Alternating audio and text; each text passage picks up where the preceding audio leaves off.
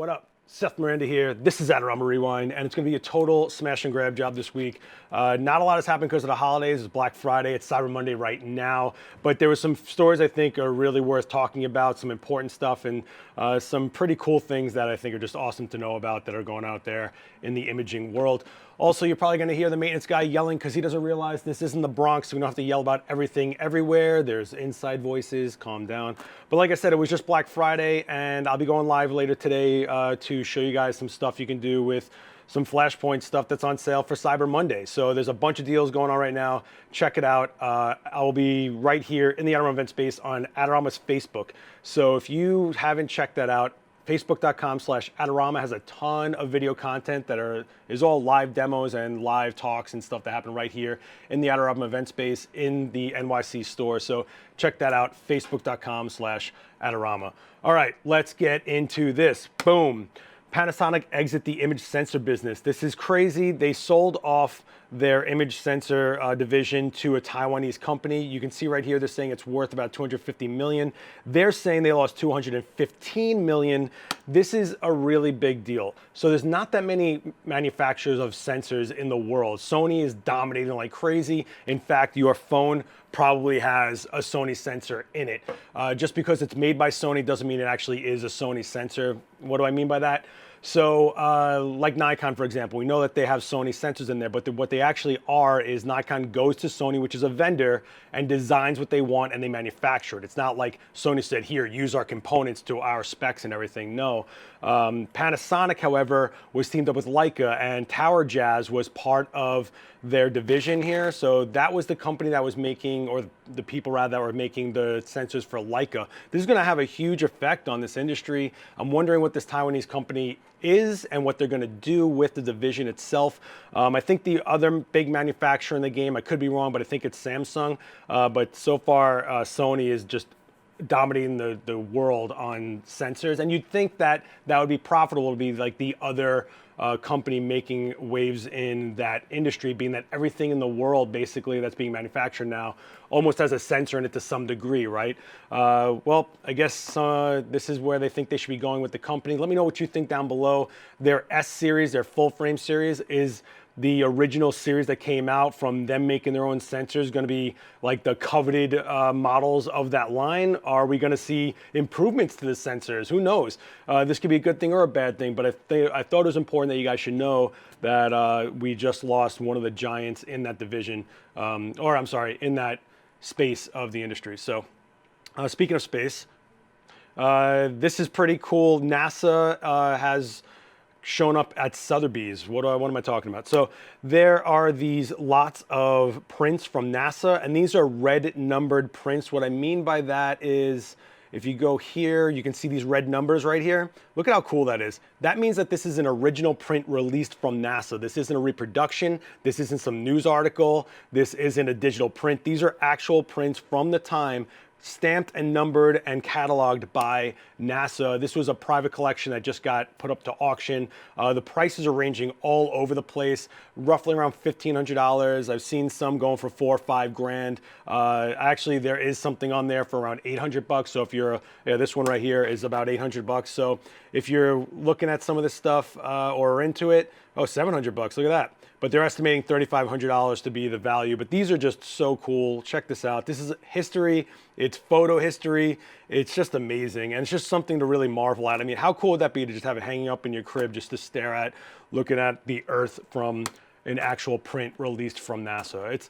I love that stuff. I've said it 1,000 times on Rewind how much I love the astrophotography thing. And I think mixing this with the vintage appeal and just the historic aspect of it. And I'm sure there's people that are going to be like, it's all fake. Come on, let me just enjoy this, okay?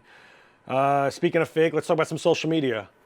Facebook actually revealed a little bit of their AI on how they decide what they recommend you on Instagram, and it's pretty much common sense. So let's take a look at this really quick.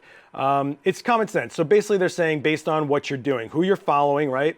If you liked something they posted based on the hashtags, if let's say Alice posted a picture of a dog and you like hit like on that image. Then Bob posts a picture of dog, and you go, well, that's similar to that. And then whatever they post, they're actually serving up their account, not just their images. So in the Explore page, that has made people's profiles completely explode, is when they hit the Explore page. Millions of people see it. You're going to say, I don't care about Instagram and all that. It does affect a lot of things, especially now. We're talking about a phone being in the pockets of billions of people. Instagram has billions of users, and whether you like it or not, it is exposure to the masses. This will also dictate what people post, right? So when we talked about a couple weeks ago, them hiding the like numbers, the likes still exist, and there are professionals out there that aren't posting the work they really want to do. They're posting the stuff that will get engagement and interaction from the audiences, and thus they're skewing the way they are producing content based on getting likes, getting engagement, so that they can further spread their portfolio and gain clients. This affects everyone. This affects trends. Trends affects what manufacturers of gear start looking at. I mean, we started seeing lens balls coming up and prisms that are actually attached to lenses and all sorts of like gimmicky stuff that popped up based on what was popular. We're seeing people create content more than ever before, and they're people that have not been actually properly trained. Not saying that you need to be, but they're going based off of what they're seeing out there. And if they see somebody with like a mask on and a smoke bomb getting 1,000 likes, they're gonna go recreate and emulate that imagery, just like I tried to emulate Avedon growing up, or Glenn Friedman, who was like a big deal to me, or Joe McNally. These are who I emulated, but now younger people are going to be emulating what they see getting the most amount of engagement out there. So this does affect a lot of things. Don't kid yourself. In some light gear news, let's talk about Cam Ranger. We didn't really talk about them, right? Cam Ranger 2 just came out, and it's wireless control and tethering for your camera, and they've really boosted it up. So it used to be just for Nikon and Canon pretty much, and now you can see right here that this is the old Cam Rangers. Sony and Fujifilm have been added to the roster, which is pretty great. We know there's a lot of Sony shooters out there. This is a big system for photojournalists or sports photographers that want like a secondary remote camera so they can control it and then get a wireless tether from it. So it's looking like it's made for today, right? There's a way more options for it. A little bit more power in the transmission. The battery power looks like it's been extended from about 3 hours to about 5 hours, which is fantastic.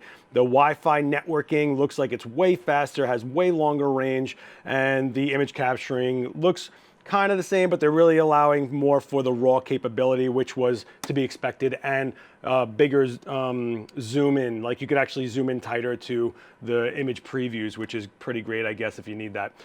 Cam Ranger came out forever ago, I think around 2012, and you know, wireless tethering is like in its infancy still. We're trying to get huge raw files wirelessly to a computer hard drive or whatever, but the camera controller is always great to have if you can't reach, if you have to suspend it in the ceiling. We know David Bergman does stuff like that at Madison Square Garden or whatever, or you know, sports photographers have a remote camera on the sidelines while they're shooting their photos. These things are just doing time lapses or whatever, or even just video. Having remote access to your cameras is great. Having a secondary camera is great. It's like hiring a second shooter without having a second shooter, right? So if you're interested in wireless tethering, check out the Cam Ranger 2. I haven't gotten my hands on it. I can't speak to it personally. I did try out the Tether Tools version of this. They just released back in October. It's pretty baller. It worked in the middle of a busy showroom floor, which says a lot with all these transmissions and tons of cell phones going on. So that was a big thing. And lastly, I just wanted to bring up this one. Sony just got to the top of the full frame mirrorless market. So this is talking about sales between November 2018 and October 2019. And we're talking about narrow margins. They took Canon's top place. Canon was at 37.8. They dropped to 36, and Sony pushed up to 38%. Take this with a grain of salt. This is not overall sales. This is not the size of the companies. These are just the full frame mirrorless camera sales, and that's two Canon mirrorlesses that have been around for less than a year, two bodies that were full frame. They've been in the APS-C mirrorless market for years, and no one even talked about it with the M series, and now we're starting to talk about it because mirrorless has become more and more viable for people as an option. Not to mention Nikon has like just gotten into the mirrorless market as well. Sony has been around for a while with full frame mirrorless. They've had issues, obviously. We talked about overheating, battery life, all sorts of things happening in their infancy, but they put that camera out there because they really believe in that system. Canon and Nikon waited. Maybe they were holding back because they didn't want to hurt their DSLR sales. That's a viable assumption. Or they could have just felt that full frame mirrorless just wasn't there yet. Either way, for Sony to take a top spot in sales in full frame mirrorless cameras is not that shocking, being that they have multiple bodies over multiple years and people finally growing with their system.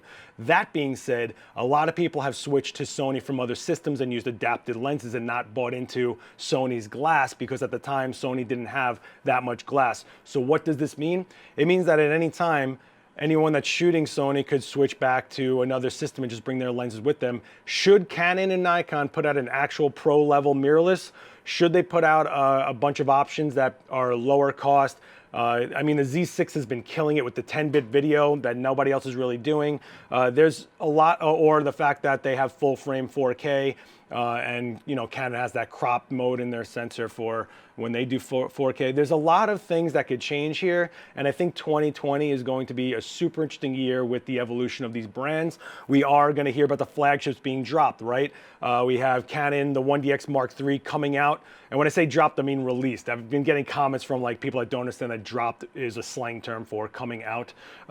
We have the D6, the mysterious Nikon D6, both DSLRs, right? They're going to put marketing and research and push DSLR still. Of course, the full frame isn't going to get the full attention from these companies. So that's still another thing, right? Nikon just put out their APS-C Z50, which was a very interesting camera. I had a lot of fun trying that thing out. And it's the same Z mount pretty much as the full frame. So you can actually, so it's like the old F mount system. Canon, however, has their M mount and now their R mount and their EF mount. That's 3 mounts they got to worry about instead of like Nikon with the F mount, which are probably going to phase out once DSLRs are phasing away in so many years.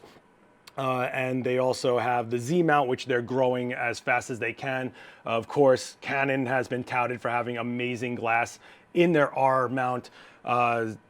Nikon is doing more of like a cost-effective lens type strategy here. Things around $1,000 for their lenses. So people argue that might not be pro glass. I've been using their Z lenses. I've been into it. The Canon R glass is amazing, and Sony is no slouch. They've been putting out G Master lenses left and right, dropping really great glass out there, getting a lot of good feedback from it. And it just took time for them to build that system, and that's what they did. And now they're finally seeing their pinnacle.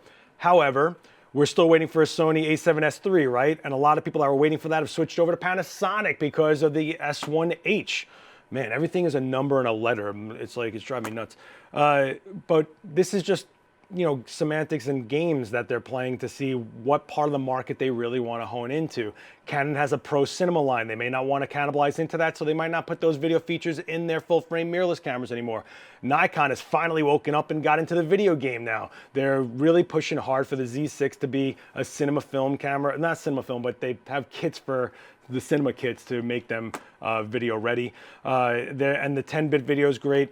I don't know what's going on with that update to make it do ProRes RAW with 12-bit video, but I'm curious what that's going to be about for sure. And Sony has been in the video market forever, and they have an amazing line in there with the FX9 and the FS7 and all those other cameras like that. Whoa, that was a lot of gear talk. I just went on a rant there. Sorry about that. Let me know what you think down below of what's going to happen going forward. 2020 is going to be super exciting, I think. We're going to see cameras and systems that are going to be flourishing rather than just like a first stone into the water. The Z series was just their first throw. The R series was just their first throw. And they've heard their feedback, and they're probably going to go forward and build upon that. I think that's pretty exciting. Hey, the more they go at it, the more toys we get to play with. The more they put things out in the market, the more the prices start shifting lower and lower. We never thought we'd see a full-frame mirrorless at $2,000, and Sony set that benchmark with the a7 III. Now you can buy those cameras for under $1,800. It's kind of crazy. Z6, I think, is going for like $1,800 to $600. Probably a Cyber Monday deal for even cheaper with a free adapter or something crazy like that. Go check that out. I'll be talking about that on Adorama's Facebook in a little bit. I'm going to leave it there, guys. Do yourselves a favor and hit subscribe if you haven't already. Hit like, share this video around. And the question of the week down below, I want to know, just for fun, is Black Friday really where you find deals on gifts, or are you really buying stuff for yourself? Because this is a protected price industry, and Black Friday and Cyber Monday seem to be the only times you can get a real good break, aside from when the manufacturers decide to give you an instant rebate or a trade-up deal. So let me know down below if Black Friday is really for you or for the gifts you're buying for everyone else. All right. This probably wasn't that rushed. I probably rambled on like crazy, or I talked super fast, and I'm sure everyone's going to tell me how much caffeine I seem like I've had today. Thank you guys so much. I'll see you guys soon. Peace.